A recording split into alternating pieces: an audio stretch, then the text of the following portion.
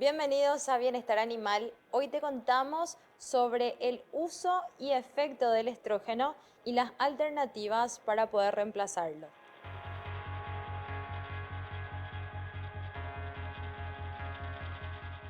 La idea es un poco resumidamente presentar algo que ya se viene hablando hace 2 años, que tiene que ver con el uso de los estrógenos en la producción, como residuos en la carne. Es bien sabido que actualmente los protocolos de inseminación artificial a tiempo fijo eh, tienen mucha vigencia y con muy buenos resultados. Y entre esos insumos o esos fármacos empleados eh, en los protocolos de sincronización aparecen los estrógenos.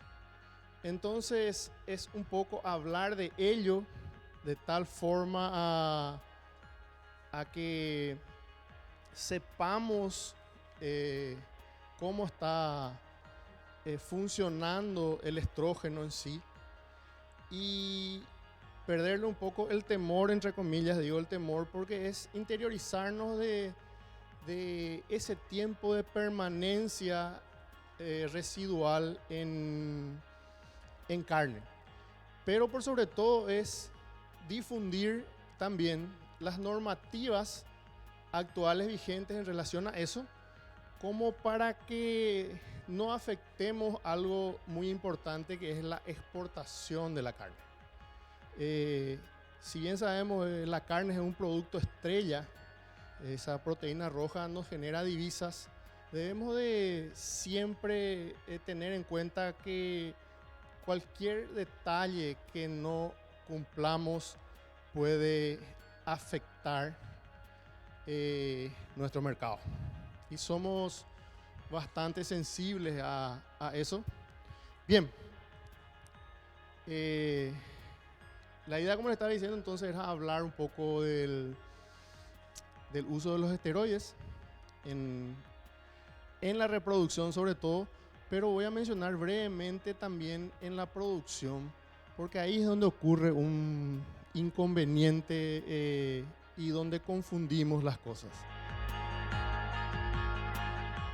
Los estrógenos son unas hormonas producidas a nivel ovárico. En la hembra también están presentes en los machos.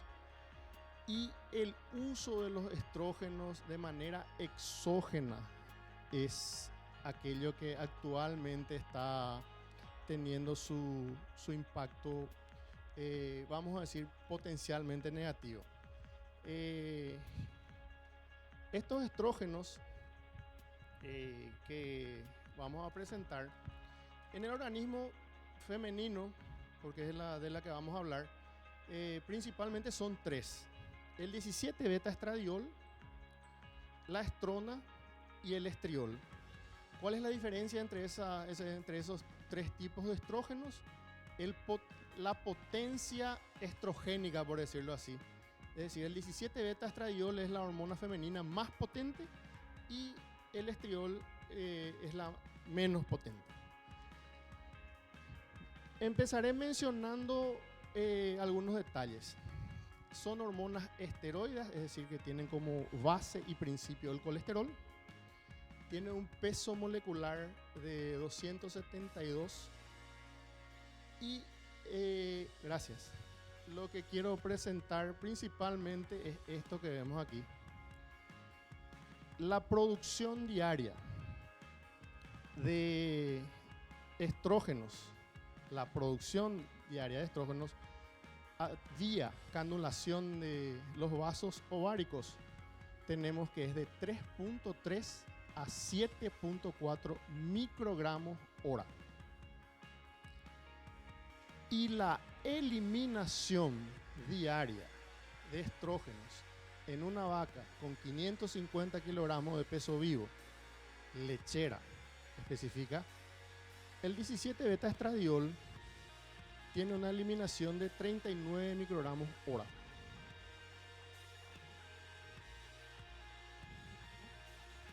Esos datos son importantes a la hora de manejar lo que se produce y lo que se elimina. El uso de los esteroides como anabolizantes.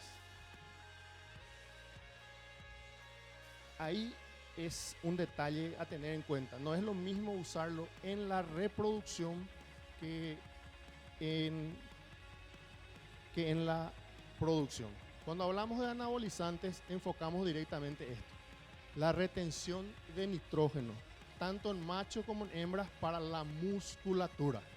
Entonces, ahí entramos en algo que aumentaría potencialmente el rendimiento y el peso del animal, pero generan residuos en la carne.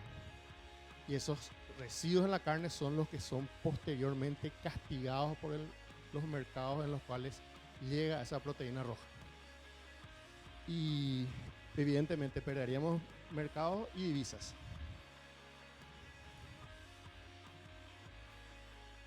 La manipulación del crecimiento y de la canal podemos hacerlo de varias formas.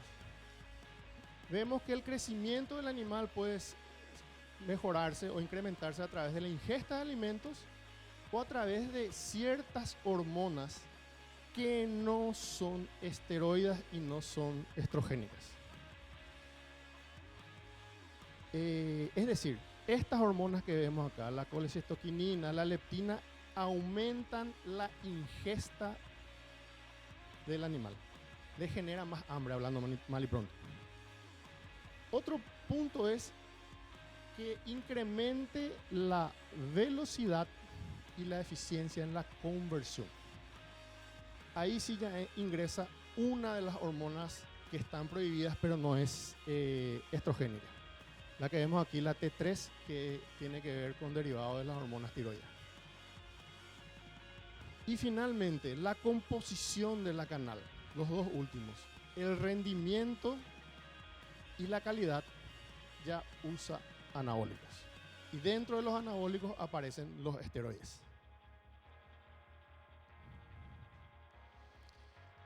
Por cuestiones de seguridad, hubieron restricciones. Y voy a historiar un poquitito cómo apareció el uso de los estrógenos o de los anabólicos.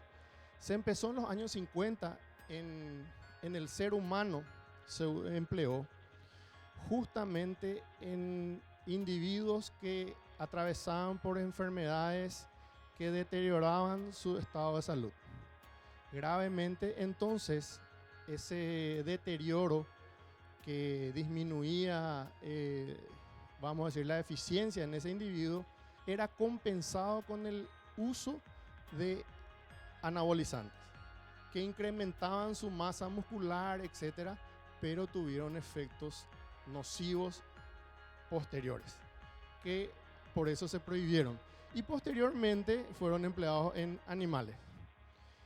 Como vemos aquí, en el 88 se prohibió el uso en Estados Unidos y en la Unión Europea, así como en Canadá. Sin embargo, en el 94 aparecieron otras informaciones donde decía que el estrógeno podía ser empleado, se podía ser empleado 5 microgramos por kilogramo como dosis. La progesterona 3.3 miligramos por kilogramo y la testosterona 1.7 miligramos por kilogramo. Todo esto que hablamos son hormonas esteroides. Eso en el 94. En el 99, la FAO, la OMS y demás prohibieron y declararon no seguros el uso de estrógenos y progesterona. O sea que hubo luego una discusión entre las investigaciones. Y posteriormente, para nosotros, en el 2020, tuvimos una resolución emanada por el ente regulador que es Cenaxa, la 633 y la 634, donde hablan de las restricciones del uso, antes que la prohibición tiene que ver con el informe del uso de estas hormonas para no dañar nuestro mercado.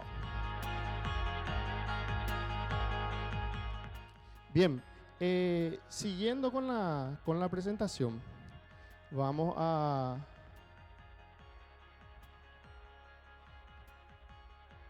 ver que existen marcadas diferencias en todo lo que estábamos viendo con el uso de anabólicos y lo que tiene que ver con el uso de hormonas reproductivas específicamente.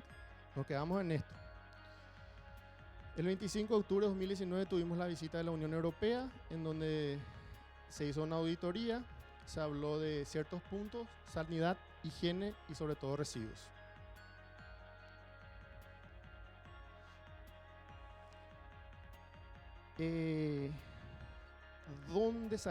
¿Dónde aparecen los estudios que voy a saltear en honor al tiempo? Todo lo que pueden acceder, y les recomiendo que vean. La Unión Europea tocó estos temas en el Parlamento de Bruselas. En ese lugar nosotros vamos a observar en el artículo 9 lo que habla sobre estrógenos. Pero evidentemente cada uno cuida a sus conciudadanos, no solamente el mercado. Nosotros estamos queriendo cuidar el mercado. ¿Qué es lo que aparece ahí? Vamos a decir, potenciales daños que puede generar el consumo de estrógenos, por un lado, en la carne como residuo, pero también aparece una lista pero gigantesca de productos que ellos prohíben. Y voy a dar un ejemplo: los tuppers de plástico, los biberones y demás, que nosotros en Paraguay no estamos controlando. Si vamos a ir al punto, o sea que tenemos que mejorar también eso. No solamente exportar y cuidar eso, sino cuidar también a nosotros, cuidarnos a nosotros, a nuestros propios conciudadanos. Y es tarea de todos juntos. Por eso es importante la difusión de estas cuestiones a través de este tipo de emprendimientos. Entonces, en el 2018 la Unión Europea prohibió el uso de alteradores endocrinos. Y aquí muestro un detalle. Si bien esta no es una hormona, no es el estrógeno, es algo que todos conocemos, que es el dispositivo intravaginal que contiene progesterona. Y notamos que tenemos una concentración de progesteronas de 1 gramo y de 1.38 gramos y de medio gramo. O sea, el de monodosis y el que se puede reutilizar. ¿Y qué apreciamos aquí? Que la curva alcanzada, el pico máximo se alcanza aquí en estas 24 horas y posteriormente va descendiendo hasta alcanzar los 7 u 8 días de tratamiento. ¿Qué es lo que quiere decirnos esto? Que usemos 1 gramo o medio gramo, tenemos el mismo comportamiento. No porque tenga mayor concentración se va a absorber más. ¿Por qué? Porque el organismo tiene una capacidad limitada de transportar y de absorber esa sustancia. ¿Está? Entonces ahí un poquitito arrancamos como puntapié en esto para ejemplificar las demás hormonas. En los procesos,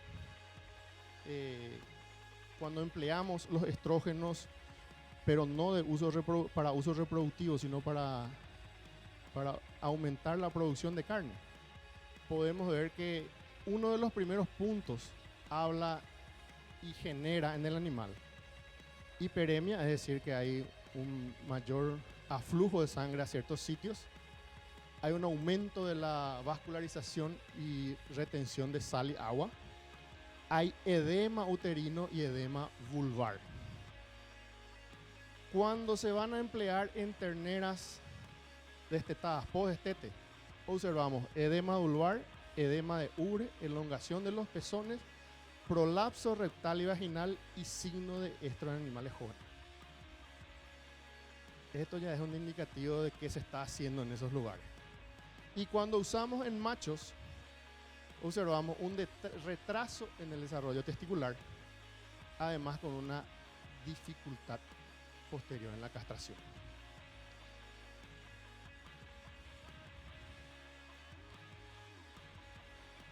Insisto, eso fue desde el punto de vista del uso como anabólico.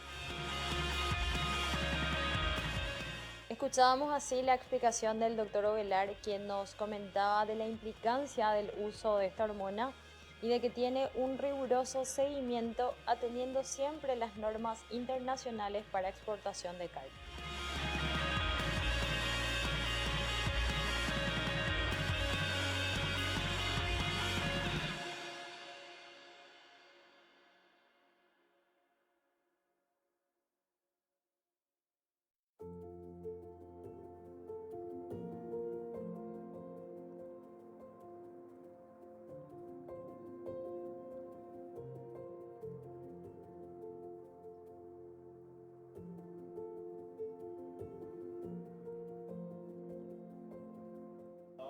Ya estamos de regreso y es importante saber de que existen diferencias para el uso del estrógeno, para los protocolos de inseminación artificial a tiempo fijo y para el uso como anabólicos.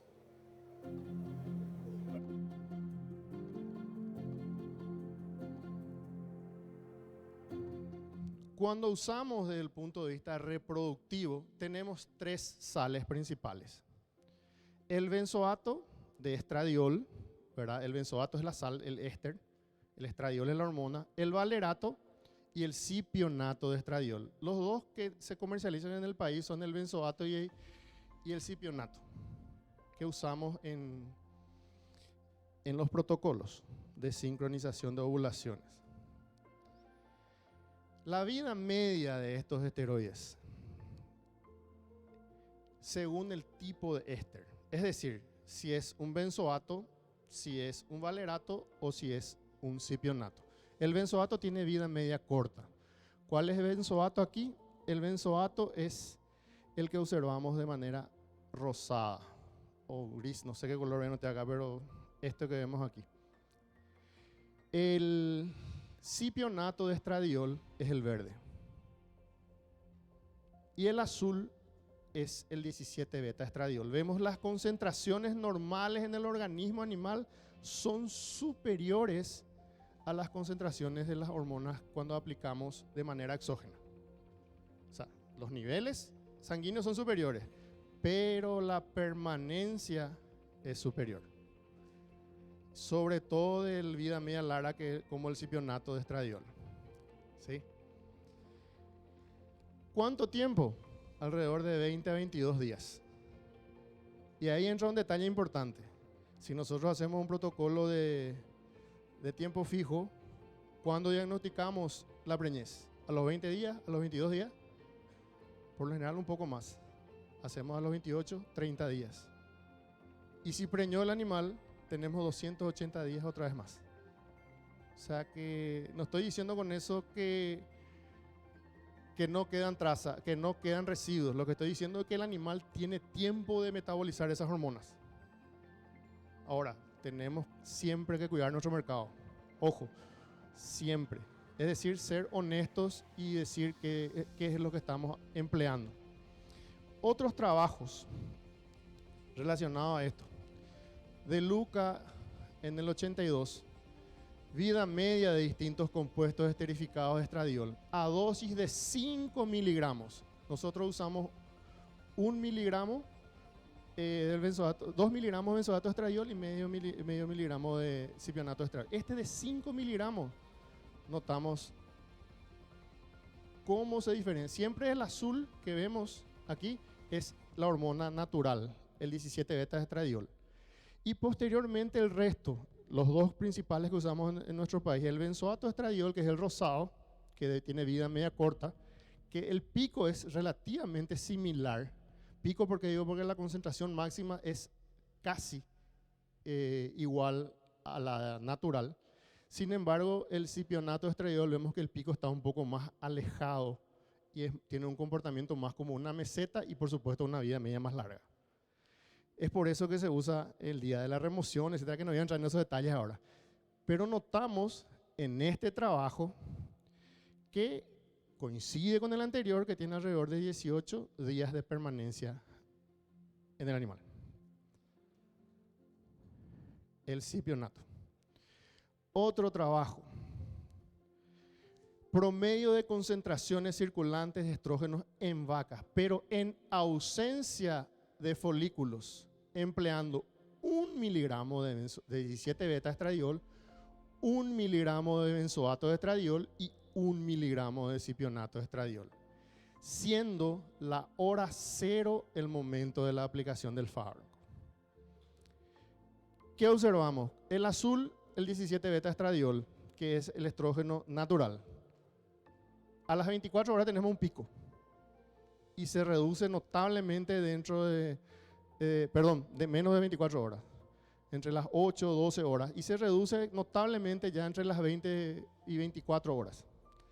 Cuando usamos benzoato de estradiol es el que más se le asemeja al al 17 beta estradiol, sin embargo vemos que no alcanzan los niveles de ese pico, pero notamos que la vida media es un poco más larga, hasta 48 horas. ¿Sí? Y el amarillo, perdón, el verde, el cipionato de estradiol, donde casi no apreciamos el pico, pero vemos la vida media larga, que en este caso no apreciamos la totalidad, pero siempre permanece por unos 15 a 20 días. Bien, resumiendo, según Russo, los ésteres de estradiol de acción corta, como el benzoato de estradiol, tienen 72 horas detectable en sangre. El valerato de estradiol de acción media tienen de 4 a 5 días detectable en sangre.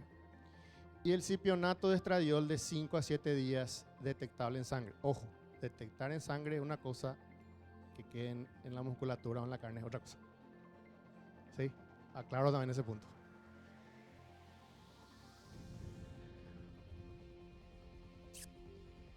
Niveles plasmáticos en vacas ovariectomizadas. ¿Qué quiere decir eso? Vacas que fueron castradas, que fueron extraídas los ovarios y se aplicó benzoato de estradiol, ¿sí? Y se midieron esas concentraciones y se nota cuánto tiempo permanece en sangre. Siempre el cipionato de estradiol es el más prolongado, 5 a 6 días.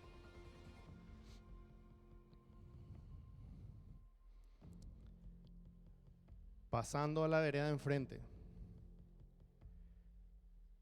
¿Qué es lo que sucede? De repente podemos confundir el uso en la reproducción y el uso en la producción.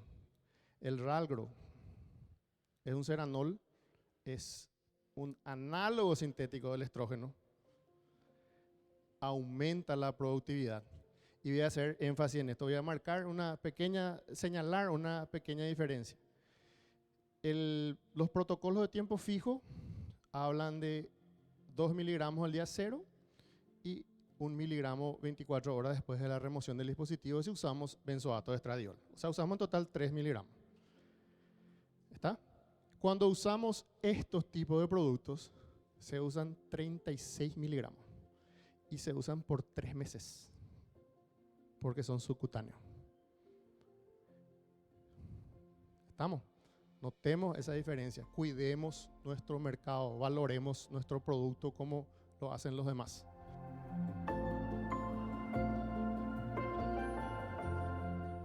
El rágloro tiene otro uso y las sales en reproducción tienen otro uso. Todos dejan residuos, ojo, todos tienen que ser controlados. No estoy haciendo, como ya reiteré, no, esto no es un llamado a la desobediencia, más bien es que conozcamos cuáles son los efectos potenciales, ¿sí? Y los efectos potenciales son muy dañinos, son teratogénicos, cáncer. ¿Está? Pero hay una diferencia entre productos de reproducción y producción por la dosis que se usa y el tiempo empleado.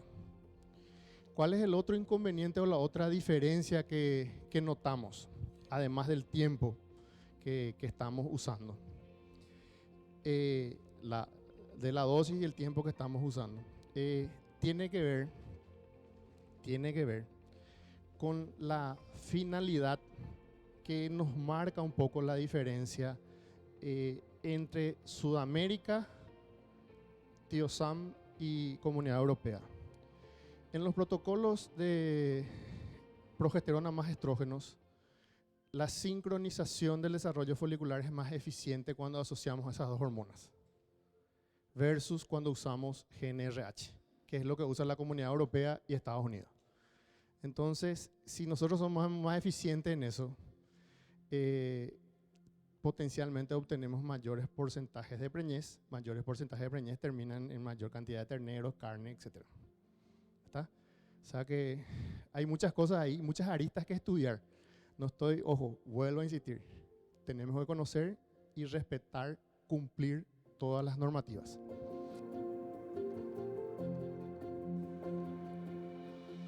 Como alternativas para el uso en reemplazo del estrógeno, existen protocolos cortos que usan, por supuesto, GnRH, hormonas proteicas, y asocian la progesterona porque la progesterona no está entre los productos prohibidos para el uso, ¿sí?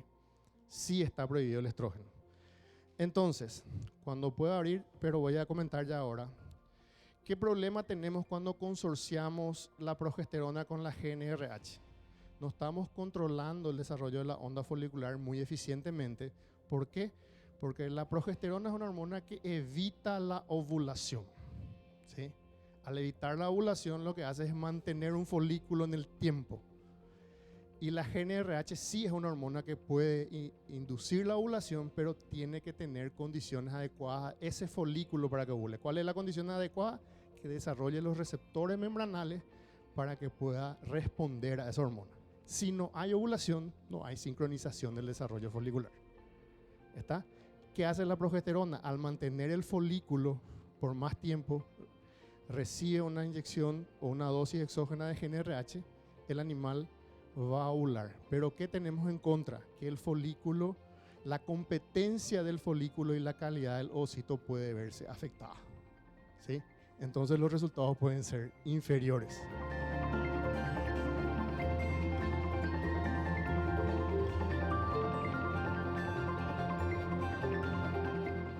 Así veíamos de cómo funcionan los distintos tipos de estrógeno y de cómo estamos actualmente con el uso en nuestro país y de que existen alternativas futuras como es la hormona GnRH para la inseminación artificial.